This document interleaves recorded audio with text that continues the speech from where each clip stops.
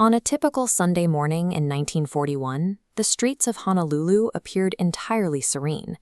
At this time, thousands of miles of ocean separated the United States from the heavy fighting in Europe and Asia.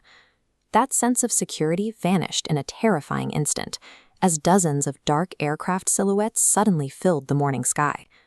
Japan's surprise attack hit the U.S. naval fleet at Pearl Harbor. Explosions sent thick black smoke rising from the battleships, catching sailors completely off guard. The strikes happened with startling speed. In minutes, heavy battleships were burning, and the harbor's infrastructure was crippled. The ambush resulted in over 2,000 American lives lost in a single morning.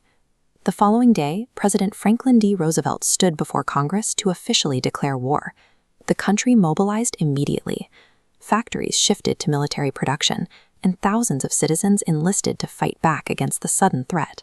This morning ended the U.S. policy of isolation, pulling the country directly into the global struggle for survival.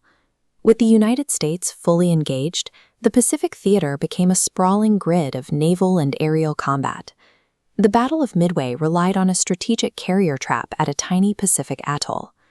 This engagement utilized a mechanic of naval warfare, where fleets traded blows while remaining miles out of sight of one another. Before the battle, the Japanese Imperial Navy maintained a massive area of control, stretching across the Pacific toward U.S.-held islands. But U.S. intelligence intercepted and decoded Japanese plans, positioning Navy carriers for a counterstrike. This interception at Midway stopped the Japanese advance. The Japanese Navy suffered devastating losses, including 4 aircraft carriers destroyed during the engagement. Following this victory, the United States moved from a defensive recovery into an aggressive, forward-marching offense across the Pacific. Midway marked the moment the momentum flipped. Japan's naval power began a steady decline, proving that the empire's territory could be reclaimed. By 1945, the Allies had pushed the Japanese military back toward their home islands, yet the war continued. The conflict had become a war of attrition. Both sides faced extreme casualties as the fighting turned into a grueling, daily grind.